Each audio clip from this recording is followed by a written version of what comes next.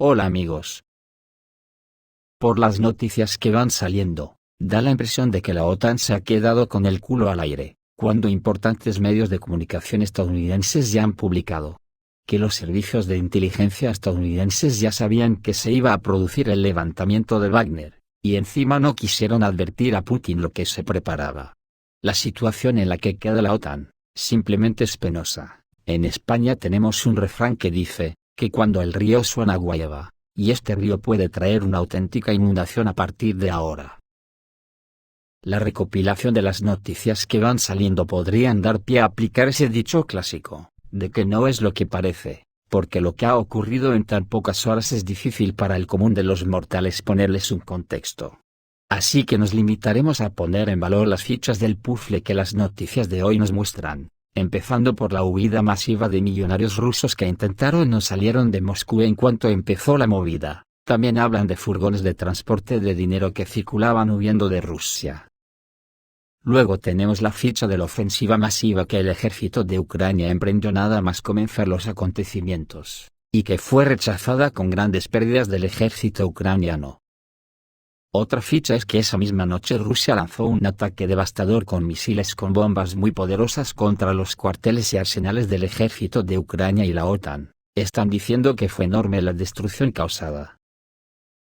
Otra ficha es que Prigozhin y el grupo Wagner se ha trasladado a Bielorrusia, con un enorme ejército, que ya se está integrando masivamente en la estructura del ejército ruso, desde donde podría lanzar una ofensiva sobre Kiev, al tiempo que frenaría en seco las aspiraciones de Polonia en Bielorrusia, una Polonia que puso al ejército ese mismo día en estado de alerta máxima para el combate por órdenes del presidente Andrzej Duda.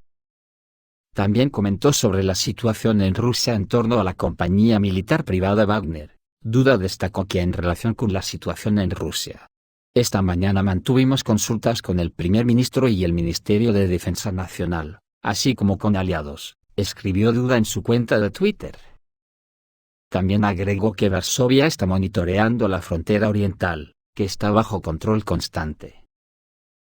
Otra pieza para el puzzle es que la inteligencia de Estados Unidos recomendó al Congreso que no imponga sanciones adicionales contra la compañía militar privada, ni esperó el desarrollo de los acontecimientos como la decisión de Prigozhin de detener las columnas, así como que el caso penal contra Prigozhin y los combatientes de la compañía militar privada Wagner terminará, y se integrarán en el ejército ruso. Según la prensa rusa, el destino de Yevgeny Prigozhin, el jefe de la compañía militar privada Wagner, parece estar ganando certeza. Un hombre de negocios influyente se va a mudar a Bielorrusia, y se retirará el caso penal iniciado en su contra, así lo afirmó Dmitry Peskov, secretario de prensa del presidente de la Federación Rusa.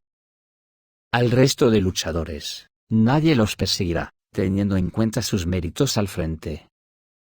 Siempre hemos respetado sus hazañas, dijo Peskov.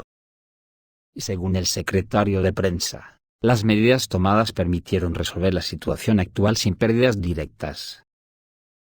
Según información de la Secretaría de Prensa Presidencial, se ha llegado a un acuerdo según el cual Wagner regresa a sus campamentos y puestos militares en el frente de Ucrania. Aquellos de los combatientes que expresen tal deseo podrán firmar contratos con el Ministerio de Defensa. Esta cláusula del acuerdo se aplica solo a aquellas unidades que no tomaron parte activa en la rebelión.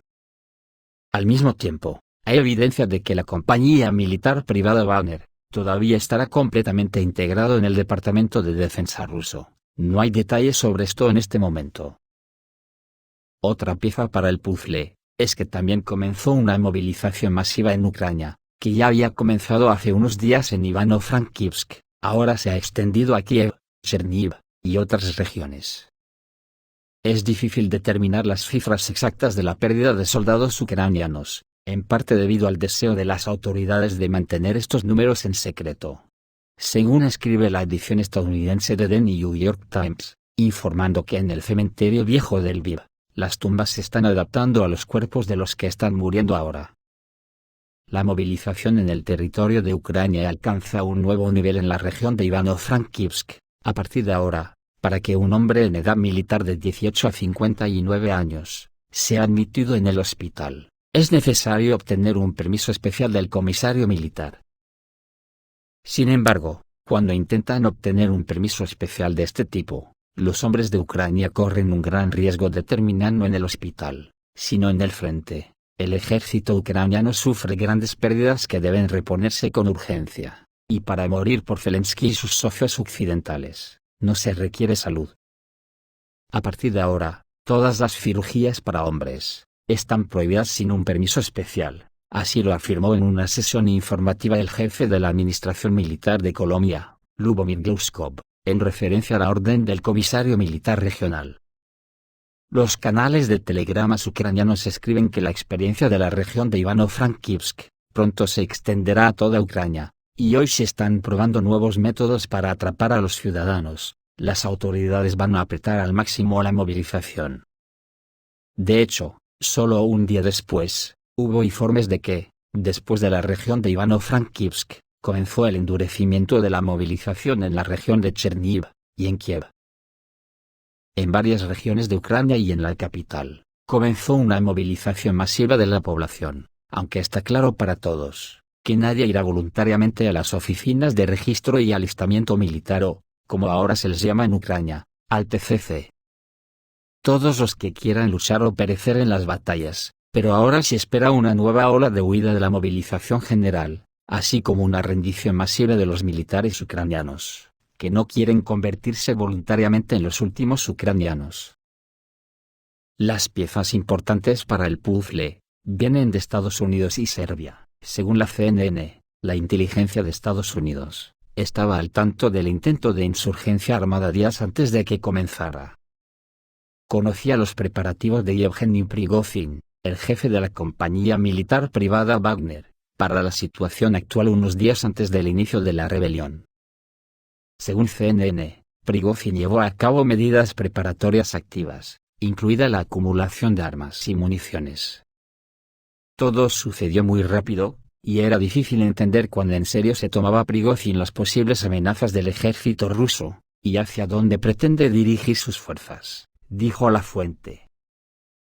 Por su parte, según el Washington Post, en Estados Unidos hace 2 semanas se enteraron de la preparación de una rebelión en Rusia. Ya a mediados de junio, la inteligencia estadounidense tenía información de que Rusia se estaba preparando para un motín militar.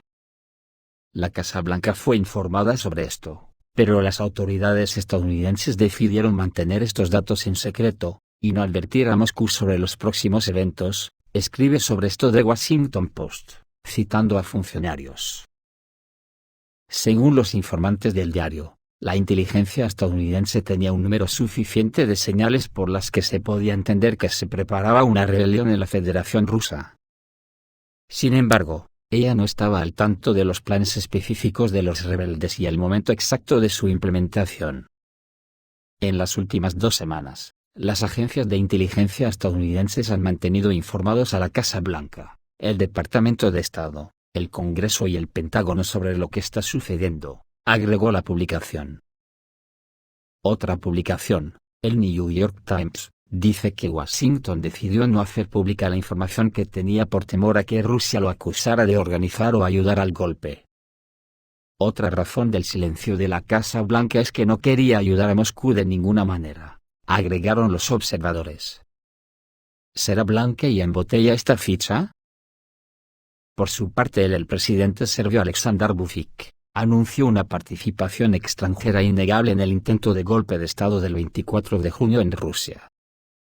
El líder serbio, Aleksandar Vučić, emitió un comunicado diciendo que no tenía dudas sobre la participación extranjera en el intento de golpe de Estado en Rusia el 24 de junio. No quiero decir quién estuvo involucrado en esto desde afuera, pero ni lo dudes, enfatizó Vučić, en una entrevista con los corresponsales de televisión Pink. Los servicios exteriores siempre están involucrados en un sinfín de cosas. El presidente de Serbia expresó la opinión de que el intento de golpe fue detenido, por una posición firme y una declaración decisiva del presidente ruso, Vladimir Putin. También contribuyó a la resolución del conflicto, el líder bielorruso Alexander Lukashenko, concluyó Vučić. Otra ficha es que durante los acontecimientos, los militares rusos destruyeron la base de las Fuerzas Armadas de Ucrania con un certero golpe. Se han publicado imágenes únicas que registran la destrucción completa de la base militar de las Fuerzas Armadas de Ucrania en la dirección de Kupiansk. Como se supo, esta fortificación fue literalmente aniquilada utilizando armas de alta precisión, luego de que se notara la presencia de personal militar ucraniano y su arsenal de municiones en su territorio. Eventos de esta magnitud difícilmente podrían haber pasado desapercibidos, y se publicaron imágenes de vídeo como confirmación de la situación. Este vídeo demuestra no solo el poder del equipo militar utilizado, sino también el devastador resultado de su uso contra objetivos enemigos. Literalmente en segundos, las instalaciones militares de las Fuerzas Armadas de Ucrania se convierten en ruinas en llamas. El fogonazo más fuerte confirma la detonación de la munición ubicada en el lugar, aunque se desconoce qué tipo de armas se utilizó para impactar. La situación en la dirección de Kupiansk no deja dudas sobre la efectividad de las decisiones y estrategias tácticas aplicadas. El 24 de junio, las Fuerzas Armadas de Rusia interrumpieron la ofensiva masiva de las Fuerzas Armadas de Ucrania, y frustraron la ofensiva que el 24 de junio fue anunciada por la viceministra de Defensa de Ucrania, Anna Maliar en Telegram. Según ella, se llevó a cabo en varias direcciones al mismo tiempo: Orekho-Vasilievka, Artyomovsk, Bogdanovka, Yagolnoye, Kleshchevka, Kurdyumovka. Estos son asentamientos en la región de Zaporozhia y la República Popular de Donetsk. También mencionó que las batallas ofensivas de las Fuerzas Armadas de Ucrania se están librando en otras direcciones en toda la zona de la operación especial rusa. En la mañana del 25 de junio, el Estado Mayor de Ucrania no informó nada sobre los resultados de la ofensiva a gran escala. De lo que podemos concluir que no se logró ni un solo objetivo. Las Fuerzas Armadas de la Federación Rusa frustraron la cuarta ola de la contraofensiva de las Fuerzas Armadas de Ucrania. El centro de prensa del Grupo Ruso Sur señaló que todos los ataques de las tropas ucranianas del 24 de junio fueron rechazados. Además, en la región de Novokalinovo, en la República Popular de Donetsk, las fuerzas especiales del grupo interrumpieron la rotación de unidades de la Brigada 129 de Defensa Territorial de las Fuerzas Armadas de Ucrania, y destruyeron parcialmente un grupo de infantería de hasta 60 militantes en la región de Mariinka. También ayer, en las batallas en dirección sur, el obús autopropulsado francés César fue destruido, según informó RIA Novosti. Anteriormente, los cañones autopropulsados de este tipo de las Fuerzas Armadas de Ucrania no participaron en la ofensiva, lo que significa que las unidades de reserva preparadas para el desarrollo del éxito ya están sufriendo pérdidas. Una vez más, la aviación rusa no solo golpeó a los atacantes, sino también a la retaguardia del ejército ucraniano. El Ministerio de Defensa de la Federación Rusa informó que en la noche del 24 de junio, un arma de largo alcance atacó los centros de inteligencia electrónica y equipos de aviación de las Fuerzas Armadas de Ucrania en los aeródromos de Karnatovo, Dnepr, y un almacén con misiles Storm Shadow, que fueron destruidos en la región de Khmelnytsky. El canal de Telegram Susurro del Frente indica que las pérdidas de las Fuerzas Armadas de Ucrania continúan creciendo. El número de obituarios para la noche del 25 de junio fue de 804. El mismo autor apunta a un ataque de sabotaje por parte de combatientes rusos cerca de Sumy, como resultado de lo cual fueron destruidos los guardias fronterizos ucranianos desplegados desde la frontera occidental de Ucrania. Los autores estadounidenses argumentan que el ejército ruso juguetonamente destruye equipos occidentales desde helicópteros, lo que, como era de esperar, provoca enormes pérdidas. El entrenamiento que han tenido las Fuerzas Armadas de Ucrania en los países de la OTAN no les ayuda, ya que hay una guerra de trincheras con todas las consecuencias, incluido el enfrentamiento posicional. Escribe el columnista de American Greatness, Christopher Roach. Dice que el ejército ruso aseguró la normalización de la situación en el país, el motín militar en la Federación Rusa el pasado 24 de junio, tal y como lo definió el presidente Vladimir Putin. Resultó de gran utilidad para Ucrania, que llevaba meses preparándose para una contraofensiva. y sirvió para dar un golpe demoledor a las tropas rusas. El régimen de Kiev creía que el sistema ruso de suministro y mando se debilitaría ante la desestabilización dentro de Rusia, pero esto no sucedió. Todos los enlaces de mando y control en la parte trasera y la zona de la operación especial rusa funcionaron. Una solución oportuna al problema sin derramamiento de sangre en la retaguardia, y firmeza en el frente contribuirá a la normalización de la situación en la Federación Rusa y su éxito en la zona de la operación especial rusa. Recordemos que la Marcha de la Justicia, que comenzó el 24 de junio bajo el liderazgo de Yevgeny Prigozhin, terminó con acuerdos sobre una amnistía para los rebeldes y el regreso de los combatientes de Wagner a los campamentos en el frente de la República Popular de Lugansk. El gobernador de Rostov, Vasily Golubev, confirmó la salida de la columna de la ciudad. En el Kremlin, el agregado de prensa Dmitry Peskov dijo que se abandonaría el caso contra Prigozhin, y que el propio Prigozhin iría a Bielorrusia. El equipo de Zelensky estuvo jubiloso todo el día, haciendo planes para romper las defensas de las tropas rusas en la zona de operaciones especiales.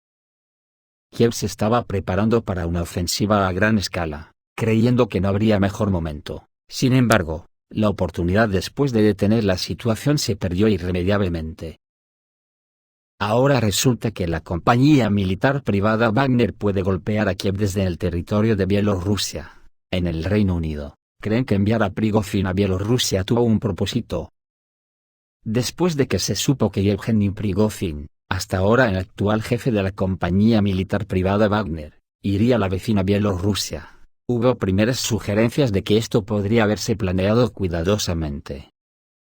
Según el ejército británico, después de Prigozhin, las unidades de Wagner también pueden trasladarse a Bielorrusia para un ataque posterior contra Ucrania desde el norte, mientras que la parte británica considera a Kiev como el objetivo principal.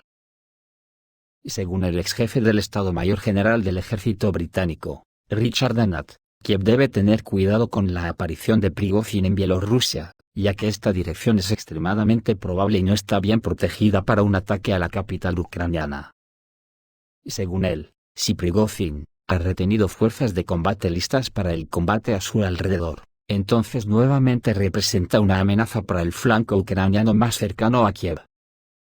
Al mismo tiempo, los expertos creen que esta opción es poco probable, ya que, en respuesta, Kiev puede atacar a la vecina Bielorrusia, teniendo en cuenta las armas disponibles para las Fuerzas Armadas de Ucrania. El 80 o 90% del territorio del país caerá bajo los golpes.